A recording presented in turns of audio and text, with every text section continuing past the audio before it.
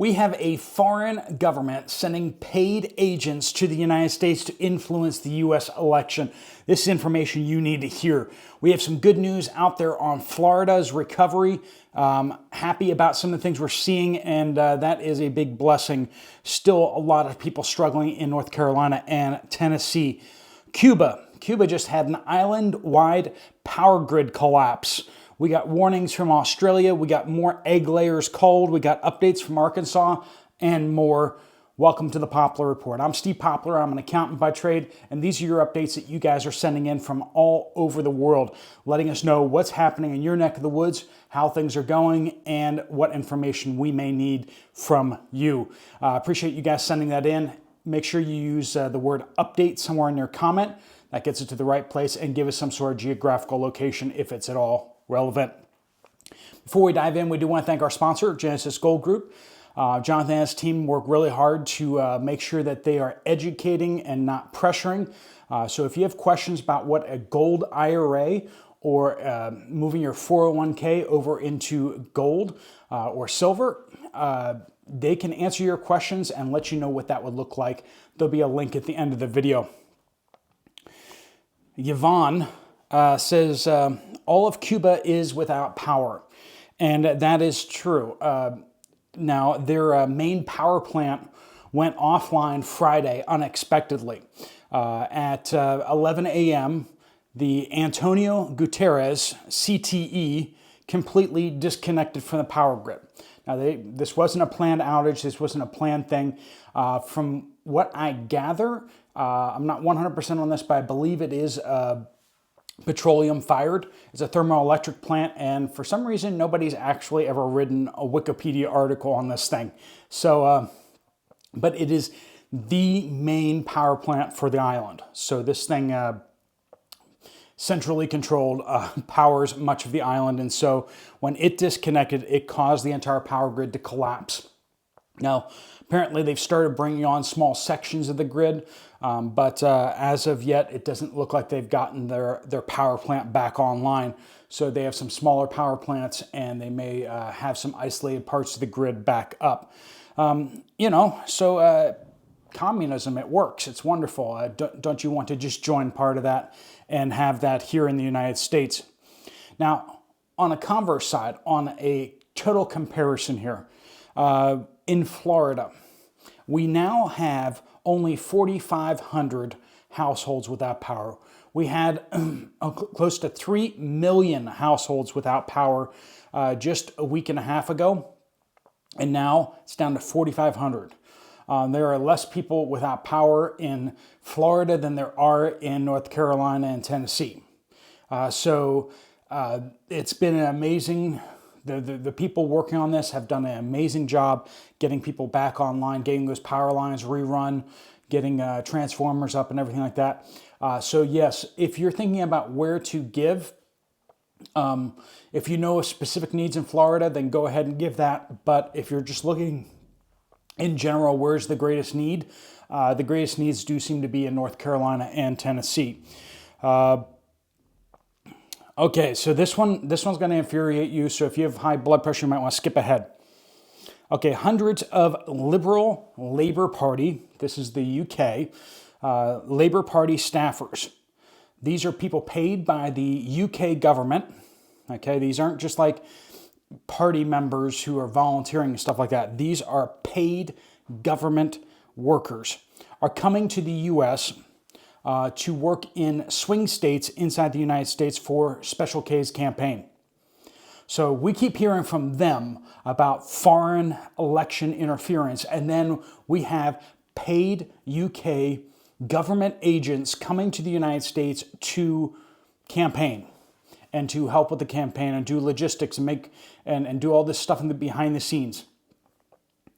That is as overt as it gets. Now, technically, if they follow the rules, this is technically legal. As long as Special K doesn't pay them any money, as long as they don't actually disperse any campaign money, then this is technically legal as long as they're not in a leadership capacity.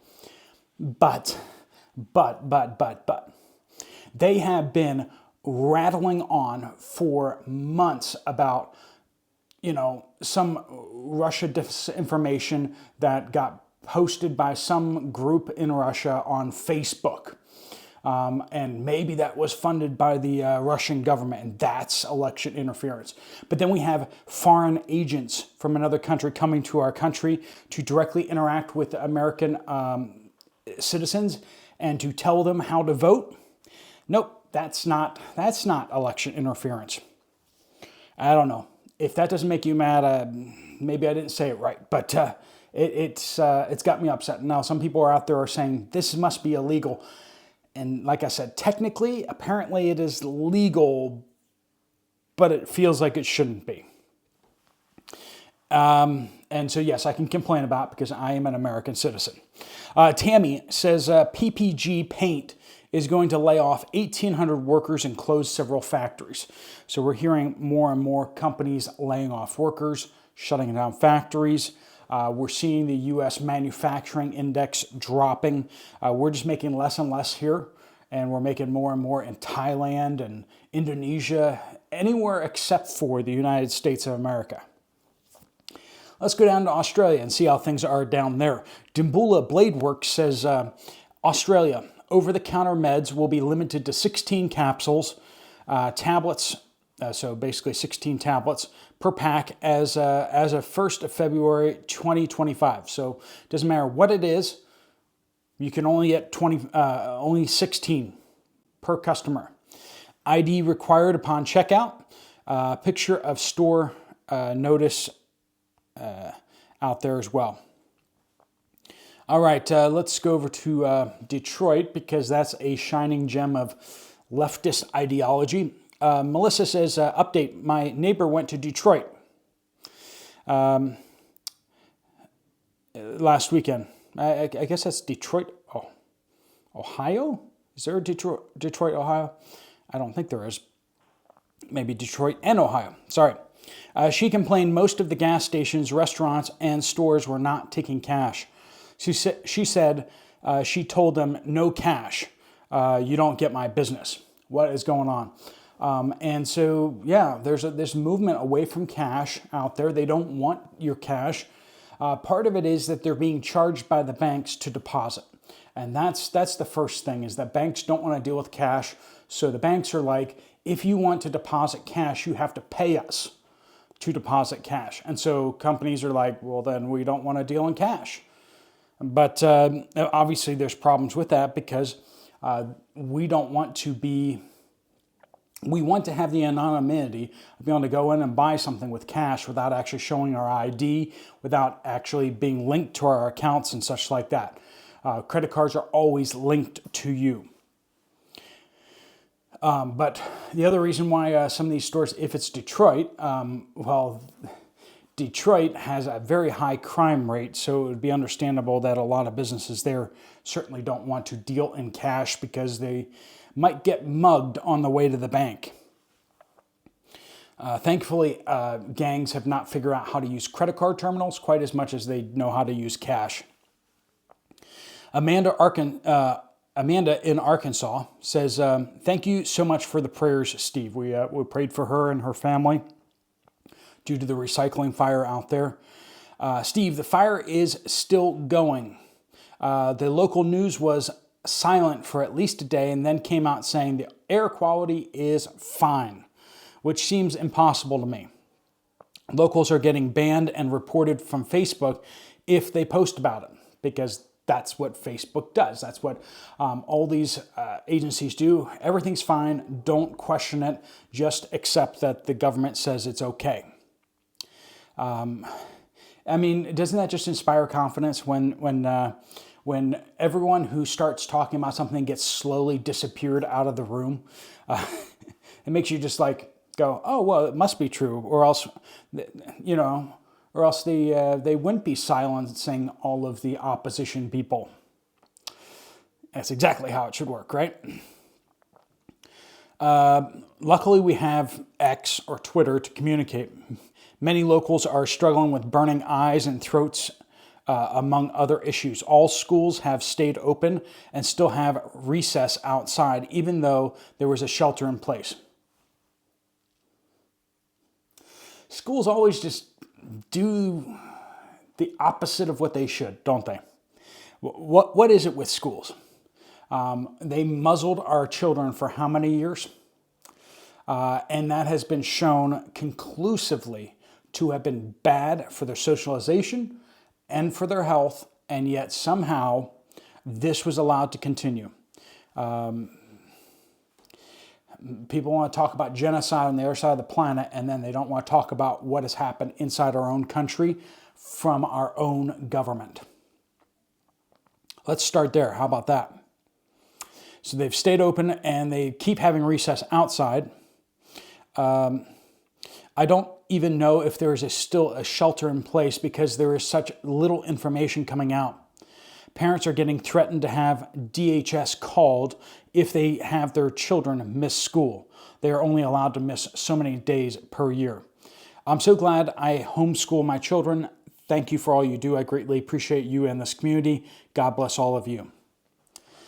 This is from Eddie. Update, Central Florida, multiple Publix stores very low on eggs. Now, I sort of mentioned this in an update. I think I had it in my notes, and then I think I got a little confuddled and I missed it. 1.8 million birds have been culled in Utah. This is just in the last couple of days, and these are all egg layers. It always seems to be egg layers. Meat birds never seem to get this. It's always the egg layers. 1.8 million culled in Utah, and just the next day, 0.8 million culled in Washington. That's 2.6 million birds, which, generally speaking, they lay 2.6 million eggs per day.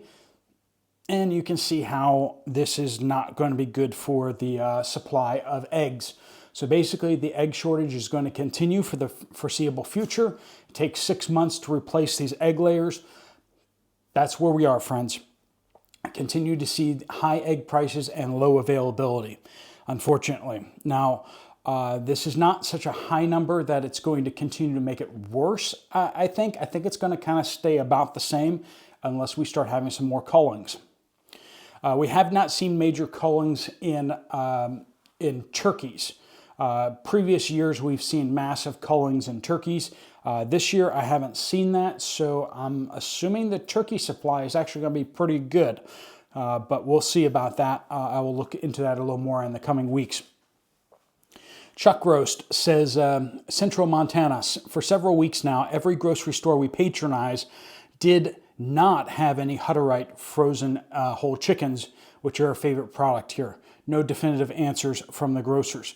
South Dakota has large communities of Hutterites, which are, my brother lives in South Dakota, so I know about some of these things. They're not like Amish, but they kind of have communities like Amish, but they're much more industrialized and very much, full-scale modern farming methods and stuff like that. But they do tend to have a little bit higher quality, like meats and stuff like that. So they have like meat packing plants of their own. So Hutterite meats and chicken and stuff like that, it's a higher quality. So the fact that they don't have any chicken from them for the last couple of weeks is interesting. We'll look into that more. Christy Lynn says, update north, Dallas, Fort Worth. I have not been able to find pasture-raised eggs in over a month at Sam's, Kroger, or Aldi. Heavy cream is almost $6 for a quart at Aldi now. Angela, update in Calais, Maine. I just cut up a navel orange and the sticker said it was from South Africa. Never seen that in my life. I know oranges here aren't doing so well, but this is wild. So yeah, apparently we're importing fruit from around the world. Now, we've been bringing in stuff from South America for quite a while now, but yeah, I haven't ever heard of South Africa before for oranges. Kathy says, Northeast Wisconsin. Update, our Walmart is going to close. Now, we talked about a bunch of Walmarts closing across the country, 1,200 of them. We noticed that they hardly had any essentials for vitamins, wound care, also very few deodorants. My husband was in shock. He said he never thought things for healthcare would be hard to find. So when I spoke about this channel and how many other people are going through the same thing, he finally got it. He was out today shopping. That's right. When people wake up, it's amazing. They're just like, you know, I'm really not prepared. And they start, unfortunately, when we've all been there, remember that moment when you kind of woke up and you're like, I can't depend on other people. I can't depend on the government. I can't depend on the store to always have what I need. That moment, you feel scared, right? I mean, we've all been there where you're just like, oh, I'm responsible. Oh, I'm not prepared at all. And you start going out and buying stuff just like a crazy person, right? You don't know what you're doing. You're just like, I know I don't have enough, so I need to go get something, right? And that's when people oftentimes go and buy a whole bunch of ramen noodles or something like that. But so he went out today shopping. Our Walmart was being restocked with just a lot of snack food, very low on milk. Check your milk. Our milk now has additives added to our milk. Vitamin A is now added. It tastes different. Yes, they're adding all those chemicals and they won't tell you about it either. You have to read those back packagings. You got to read close. Jennifer says, update. This is an encouraging one from Arkansas. We live just north of Rogers, Arkansas, where they have the big fire. I had just recently put together 5 Go buckets. A good idea. Each one labeled food, clothes, hygiene, meds, fire, and cooking. They are stored by the door along with cases of bottled water, blankets, and sleeping bags. We can go in 5 minutes or less. Had no idea that within a week or so of doing this, there would be a chemical fire this close. Although I don't think we have to evacuate for this, it feels so good to be ready. Right, friends, take steps today. What are your next steps? If you don't know what those next steps are, definitely just look in there like how to get prepped. Lots of good resources on YouTube. My older videos are hard to find because they're just buried under so many videos on this channel. But if you go into the super old section, you'll find content like that. Folks like Bear Independent have a lot of really good content back in the day. He's done like whole prepper classes on his YouTube channel. Go into the playlists of some of these prepper channels, and that's where you'll find a lot of the a lot of the real practical stuff. Same here. All right, friends, hopefully you guys are getting stocked up, getting more prepared. You can also go check out Poplar Prepper, my prepping channel, and my backup channel. So if I ever get silenced over here, you may find me pop back up over there pretty quickly. Make sure you are subscribed over at Poplar Prepper. Thanks so much for watching. If you want to check out another video from this channel, there's one right up there. If you want to get some more information from Genesis Gold, there's a link right there. Just fill out your information and they'll get in contact with you. All right, friends, thanks so much for watching. Steve Poplar of the Poplar Report out.